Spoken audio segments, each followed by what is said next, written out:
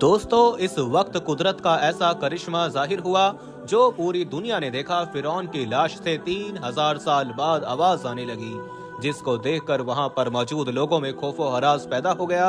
लोग अल्लाह अकबर के नारे लगाते हुए वहां से भाग निकले। इस वीडियो ने पूरी दुनिया में तहलका मचा कर रख दिया। फिरौन ने कौन सी जुबान में ये अल्फाज कहे जिसने पूरी दुनिया को हैरत में मुब्तला कर रखा है। दोस्तों, अल्लाह तबारक व तआला सारी कायनात का मालिक है, कोई उसका शरीक नहीं। यहूदियों ने जब उज़ैर अलैहिस्सलाम को खुदा का बेटा कहा तो अल्लाह तबारक व तआला ने उन पर अपना अजाब नाजिल कर दिया। जब ईसाइयों ने ईसा अलैहिस्सलाम को अल्लाह तबारक व तआला का बेटा कहा तो अल्लाह तबारक व तआला ने फरमाया, ये इस कदर सख्त अल्फाज बोलते हैं कि करीब है कि आसमान इन पर गिर पड़े। कल क़यामत को अल्लाह तबारक व तआला हर उस इंसान को माफ कर देगा सिवाय उसके जिसने उसकी जात के साथ शिरक किया होगा। दोस्तों, दुनिया में 4 बादशाह ऐसे हैं जिन्होंने खुदाई का दावा किया। इनमें नमरूद, शद्दाद, बख्त नज़र और फिरौन भी शामिल है। अल्लाह तबारक व तआला ने फिर इनके साथ क्या किया कि पूरी दुनिया में ये लोग इबरत का निशान बन गए। दोस्तों, चंद मुद्दत पहले की बात है कि दुनिया का कोई भी इंसान ये नहीं जानता था कि खुदाई का दावा करने वाले फिरौन की लाश का क्या हुआ या उसकी बाकियात कहाँ हैं। अल्लाह तबारक व तआला की किताबों तौरात, अंजील और कुरान मजीद में इस बात का जिक्र तफसील से मिलता है, मगर यहूदियों ने कुरान पाक को मानने से इनकार कर दिया, जिसका जिक्र अल्लाह तबारक व तआला ने कुरान पाक में यूं किया है कि हम फिरौन की लाश को दुनिया के सामने इबरत के लिए महफूज करके रखेंगे। 1891 तक किसी ऐसी लाश का लोगों को नामो निशान तक नहीं पता था। दोस्तों, मगर कुरान मजीद में इस बात का जिक्र था। फिरौन मूसा अलैहिस्सलाम और उसकी कौम का पीछा करता हुआ पानी में गर्क होकर अपनी फौज समेत तबाह और बर्बाद हो गया, जबकि पानी ने अल्लाह तबारक व तआला के हुक्म से मूसा अलैहिस्सलाम और उनकी कौम को गुजरने का रास्ता दिया। इसके बाद फिरौन के साथ क्या हुआ, इस बारे में दुनिया की तमाम किताबें खामोश थीं। हत्ता की तौरात, अंजील में भी इस बारे में कोई जिक्र नहीं मिलता, जबकि कुरान पाक में इस बारे में एक अजीब सी बात कही गई जिसने पूरी दुनिया को हिला कर रख दिया। कुरान मजीद की इस आयत पर आज तक किसी ने गौर व फिक्र नहीं किया। खुद मुसलमान भी इस आयत को पढ़कर आगे गुजर जाते हैं, ये समझे बगैर कि इस आयत का इशारा किसकी जानिब है, अल्लाह तबारक व तआला क्या फरमाना चाहता है।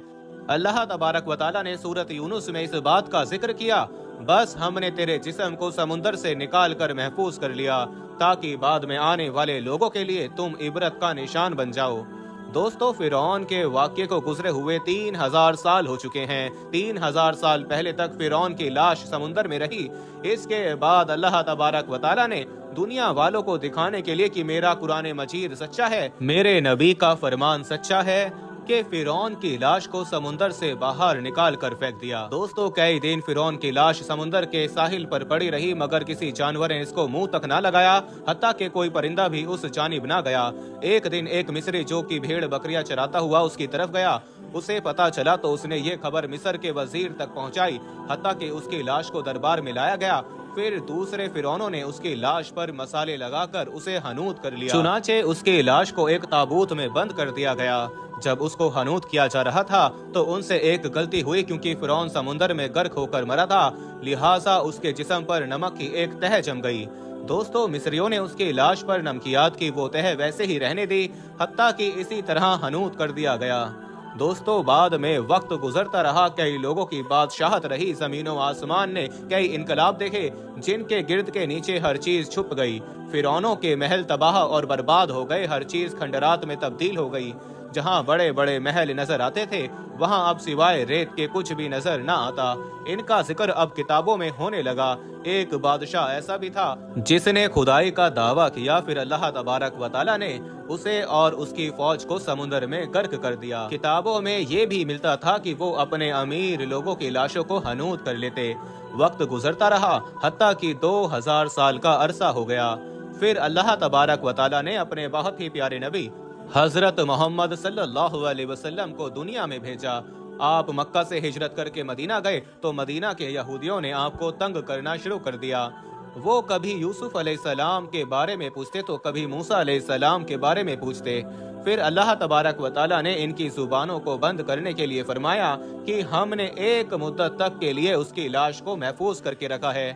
यहूदी मजाक उड़ाते कि खुदाई का दावा करने वाले की लाश किस जगह महफूज है, کس طرح اللہ تبارک و تعالیٰ نے اسے عبرت کا نشان بنایا۔ دوستو 1970 میں احمد، جو کہ مصر کا ایک بہت بڑا چور تھا، وہ زمین میں دبے ہوئے فرعونوں کے محلات تک پہنچنے میں کامیاب ہو گیا۔ وہ حنوط شدہ راستوں تک بھی جا پہنچا۔ احمد ان محلات سے قیمتی چیزوں کو چوری کر کے دوسرے ملکوں میں فروخت کرتا تھا۔ ایک دن وہ دریائے نیل کے کنارے پر اسی سلسلے میں گھوم رہا تھا جب اسے فرعون کے خفیہ راستے کا پتہ چلا۔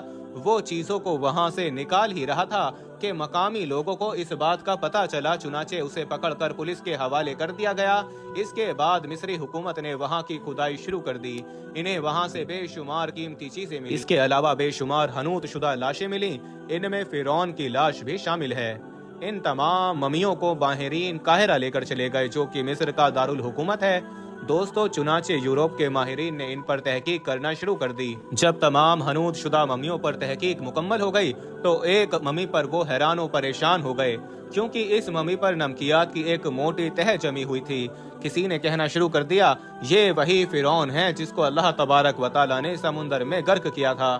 پھر اللہ تبارک و تعالیٰ نے اس کی لاش کو سمندر سے باہر پھینکا۔ یہ دنیا میں ایک بوچال پیدا کرنے والی خبر تھی، لہٰذا دنیا کے بڑے بڑے ماہرین مصر میں فرعون کو دیکھنے کے لیے فرعون کی ممی پر سائنسی تحقیق شروع ہو گئی۔ تمام لوگوں کو اس بات کا پتہ چل گیا، صرف فرعون کی ممی ایسی ہے جس پر سمندر کے نمک کی تہہ جمی ہے۔ دوستو کچھ وقت گزرنے کے بعد فرعون کی ممی خراب ہونے لگی، تو اس وقت کے مصری حکومت نے فرانس کی حکومت سے درخواست کی کہ فرعون کی ممی کو خراب ہونے سے بچایا جائے۔ اس پر تحقیق کی جائے کہ فرعون کی موت کس طرح واقع ہوئی۔ چنانچہ مصری حکومت اور فرانس کی حکومت نے مل کر فرعون کی لاش کو مصر میں لے جانے کا انتظام کیا۔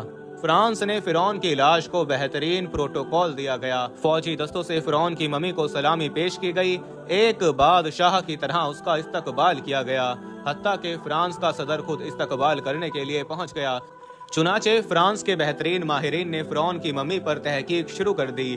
ممی کا تمام طریقوں سے جائزہ لیا گیا تو معلوم ہوا اس کی لاش میں سمندر کے ذرات ابھی تک موجود ہیں، جبکہ اس کی موت بھی پانی میں ڈوبنے کی وجہ سے ہوئی۔ دوستو اسے اس بات کا پتہ چلا کہ اس ممی کا ذکر مسلمانوں کی کتاب قرآن مجید میں بھی ہے۔ مصر ایک اسلامی ملک ہے، لہٰذا مجھے وہاں سے کوئی ایسا راز ملے گا جس کی وجہ سے تحقیق میں مدد ملے گی۔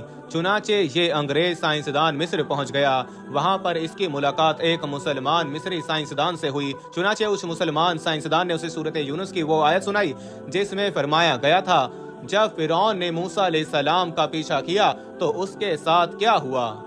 دوستو اللہ تبارک و تعالیٰ نے کس طرح اس کی لاش کو محفوظ کیا تاکہ بعد میں آنے والے لوگوں کے لیے یہ عبرت کا نشان بن سکے۔ انگریز سائنسدان کو اپنی تمام باتوں کا جواب مل گیا کہ یہ کس طرح فرعون کی ممی کو حنوط کیا گیا، کس طرح اس کا تابوت ملا، کس طرح اللہ تبارک و تعالیٰ نے اس کو محفوظ کر کے رکھا۔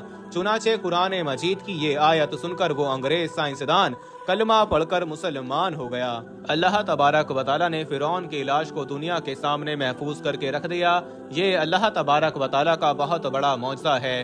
فرعون کی ممی کو دیکھ کر ان تمام لوگوں کو ان کے سوالات کے جواب مل گئے جو انسان کے مرنے کے بعد اٹھنے پر یقین نہیں رکھتے۔ اللہ تبارک و تعالیٰ چاہے تو فرعون کی ممی کو محفوظ رکھ سکتا ہے۔ آج پوری دنیا دیکھتی ہے اللہ تبارک و تعالیٰ نے کس طرح اس کی لاش کو محفوظ کر کے رکھا ہے، کس طرح لوگ اسے دیکھنے کے لیے جاتے ہیں۔ وہ فرعون جو اپنے آپ کو خدا کہتا، کس طرح اس کی ممی پڑی ہے، دیکھنے والوں کے لیے یہ عبرت ہے۔ نیشنل جغرافی کی جانب سے ایک ایسی ویڈیو سامنے آئی جس میں دیکھا جا سکتا ہے کہ فرعون کی لاش سے کچھ آوازیں آ رہی ہیں۔